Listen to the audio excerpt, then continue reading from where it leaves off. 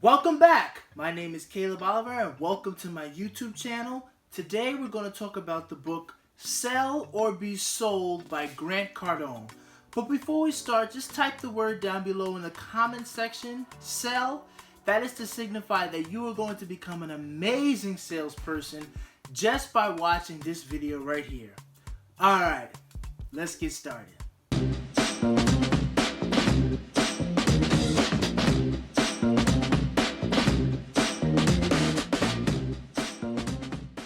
So again, welcome back. Before we get into it, click the like button please. Also, click subscribe and turn on the notification bell. That way you get notified the moment I post my next video. And also comment the word down below, sell. Also, just one more thing. Who knows something about this t-shirt? Who knows where it's from? Did you go to this school? And if you did, finish the slogan down below in the comment section. Not for school, but for... Alright, now let's get into it. Sell or Be Sold by Grant Cardone. We're going to give you the top 5 highlights of this book. And just before that, I want to let you know a little bit about Grant Cardone. Grant sees everything as sales. Whether you're selling a car or you're trying to sell yourself to your future spouse, you are selling. And every time you're trying to get your way, you are selling, according to Grant Cardone. Or, if the other person wins and gets their way, then you are being sold. Hence the title, Sell or Be Sold. So these principles apply to everybody, not just to your traditional salespeople, but to everybody. That's why I encourage everybody to read this book and to watch this video. So let's keep it moving here. One of the quotes from this book, and that's why I made the thumbnail the way it is, it says, Grant's asking, am I a maniac? And then there was another quote in the book where Grant is talking about somebody talking about him, and they're saying, this guy's a freaking maniac. And then Grant says, well, that's me. It takes massive action to get what you want. So that's why certain people relate him with the word maniac, and that's why I put it in the main picture. So now let's really get into it. Number 5 here is work your power base. Now, according to Grant Cardone, your power base is your main group of people who already know you. And it's good to sell to these people because they already know you, so they want to see you do well, so make sure you pitch to them. These people include your friends, your family, your co-workers, people you went to school with, people you go to church with, etc.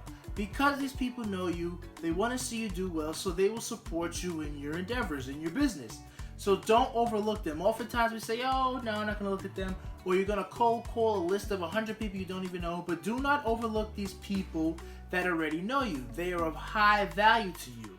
And one little idea that Grant comes up with is contact people you used to go to school with. Maybe you left school 5, 10, 15, 20 years ago. But go back and contact those people, your friends and even your enemies, because they could be potential clients, new customers. Grant talks about how he even spoke with one of his former bullies, somebody who used to beat him up often.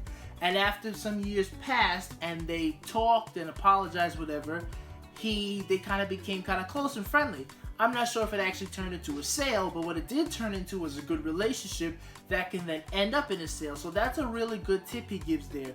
Go back into those old relationships you have, your friends from high school, college, talk to them because they could be your future potential clients. Also with this tip, you need to make sure you do things to keep people interested in you. For example, send a birthday card. Even on the wrong date, Grant says. So for example, if their birthday is January 1st, send them a birthday card on like June 3rd. And then they'll call you, hey, you sent me a card, it's not my birthday. And then you can say, yeah, no, just keep you on your toes. I want to make sure you know when your birthday is. It's just doing these simple acts that keep you in connection with people.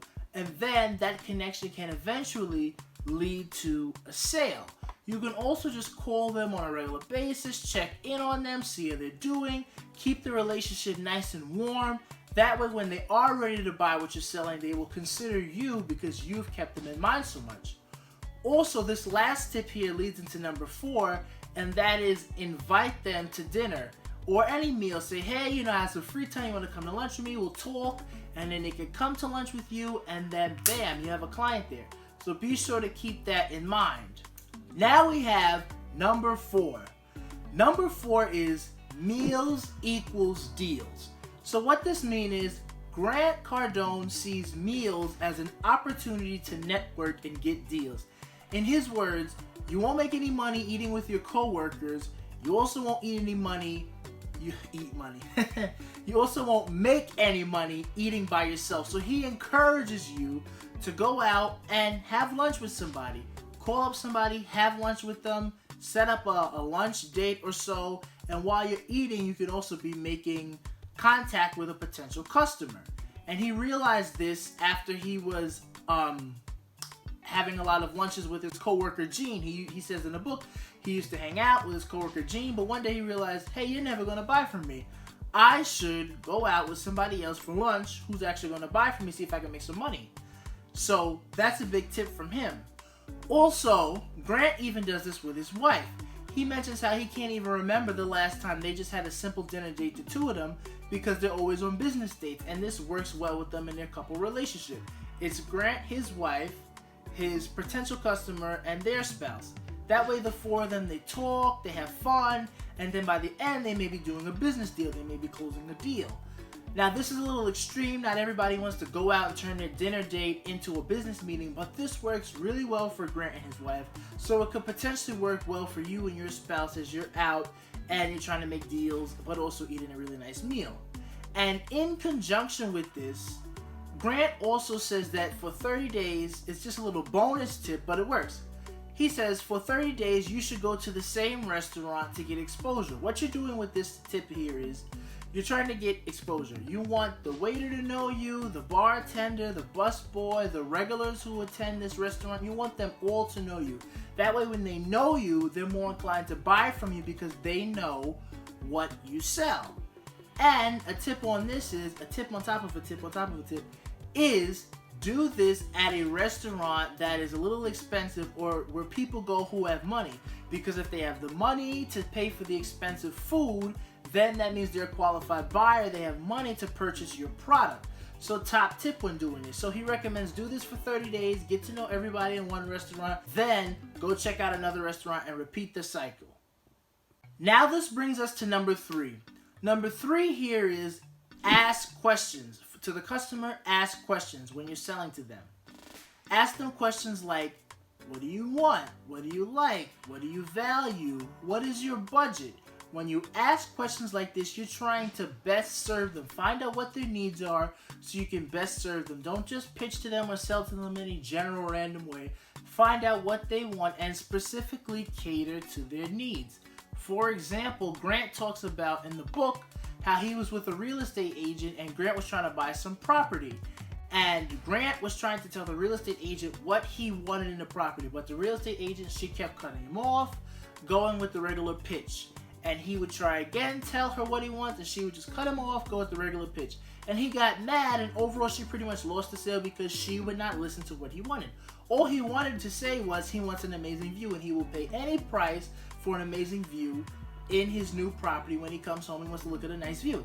But she never listened, so she lost the sale. So do not lose a sale because you're not listening to your customers. Listen to them, cater to their needs, and then close the deal successfully.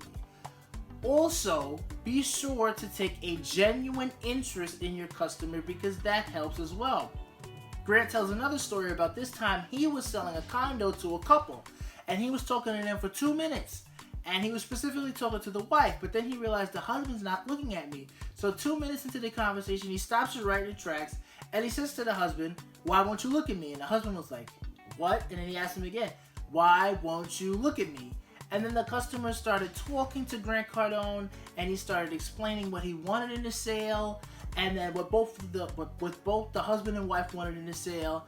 And then they really started opening up. And then once the man mentioned he liked golf, Grant stopped the pitch, and he went on to explain that there's a local golf course there. And he showed him the local golf course. And after he showed him this, that man who wouldn't even look in his eyes before, he couldn't stop talking all the way through to the sale was done. They kept talking about golf and golf and golf, and the sale was made like that. So once you find exactly what your customer wants, it's very easy to sell to them, but be sure to take a genuine interest in them, and that makes it easier for you to sell them. Now we have number 2. Number 2 here is be agreeable. Grant Cardone says in this book, agree, agree, agree. He also says two of the most powerful words in the English language is I agree. So, most salespeople traditionally are not agreeable. Most people in general are not agreeable because they have a desire to be right, always to be right in the argument. But Grant says that's not what you're supposed to do if that's what you're trying to do to make a sale. You need to agree with the other person. Agree, agree, agree. Even if they're wrong, you still need to agree with them to disarm them. That way they're more able, they're more willing to listen to you when you present your alternative position.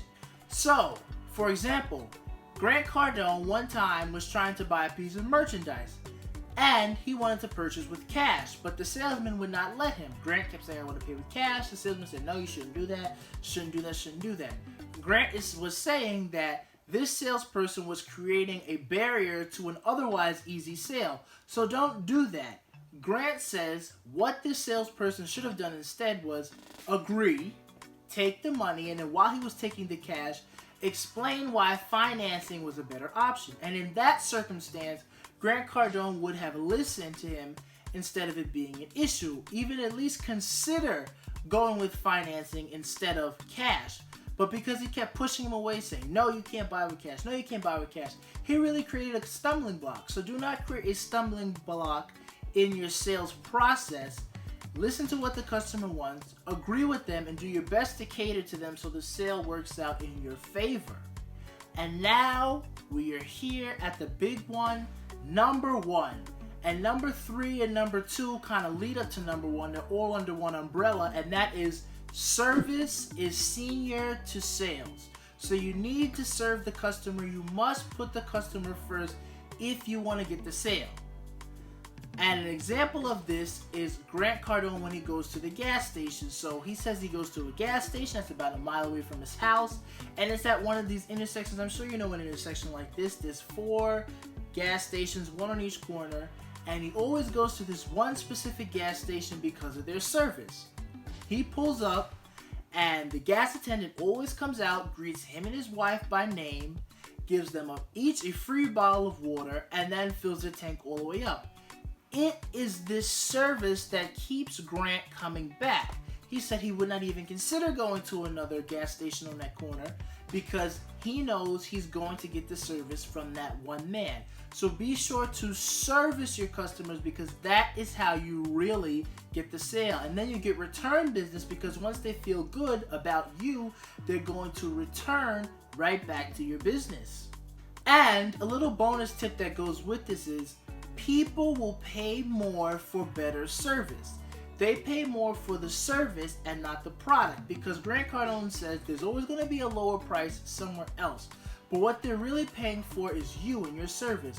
Your smile, your kind words, your intelligence, your patience, all those service-oriented things that you do is what they're really paying for. So if you can really be a really service-oriented salesperson, you are more likely to make the sale because that's what they're really buying. So for example, one time Grant Cardone was in a hotel. He had a hotel because he was out of town, and he was displeased. He was displeased with the hotel, didn't like the service, so he left. He then went to check into another hotel which was several $1,000s more. He paid some extra money, but once he got there, he was happy. He was happy with the service, he was happy with how he was treated, and it was worth it. So in his idea, in his mind, it's worth it to pay more money to get a better service. And I'm sure if you think about it in your life, think about it. When have you spent more money because you felt you were getting a good service? Certainly you could have paid less money and got a lower quality service elsewhere, but you spent more money because you wanted to be serviced. Think about that. I know I have my story, and it goes back to when I was in Peru. Me and my 2 cousins, after we finished climbing Machu Picchu and everything, they wanted to go eat. Now, I wasn't really hungry. I wanted to go shopping, but they wanted to go eat, so I went to the restaurant with them. We're looking for some restaurants, and we stopped at this one restaurant, and there was this one waitress who was very nice. She's laughing with us, joking with us, talking with us, and she enticed us to come in. Mind you, I'm not even hungry, but I came in because she was so nice. Then she set us down. She kept talking with us, laughing, joking. So much so that when my cousin went to order one thing on the menu, she was like, "Oh no, that's nasty, don't get that." And then we all laughed. She kind of realized, maybe I shouldn't say that because I'm the waitress. But she was being honest, and because she's being honest and she's really servicing us, she made a big difference. So we all ordered our food, we ate it, she talked with us some more, she complimented me on my Spanish, and we all just laughed and had a good time. And by the end of that meal, I ended up giving her a tip. Now, out there in Peru, you don't really need a tip, but this is what happened with her. Mind you, like I said 5 minutes ago, in the situation, I didn't even want to eat. Now she has me in the restaurant eating, and I am tipping her because her service was just so well done. So if you take the time to give a little bit extra, really cater to the need of your customer, you will make more money like the waitress in this example. Now, I have so many more tips to give you about this book. I wrote down like 5 or 6 more in my notebook before I shot the video, but I said I can't spoil the book, I can't give them all away, but I do want you to learn more about this book. So, if you're interested in reading more about this book, and I do encourage you to read the book, click the link down below. You can sign up for Audible and you can finish reading the book there.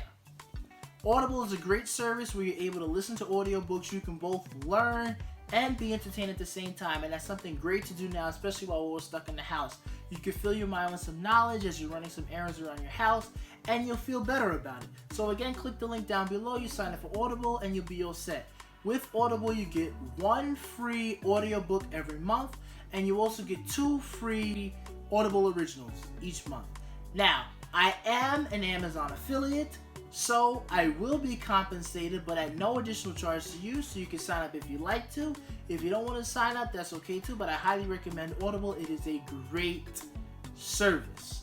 So, here we are at the end of this video. I really thank you for watching. It's much appreciated, but before you click out, please click the like button down below. Also, click subscribe button and turn on the notification bell. That way you get notified the moment I post my next video.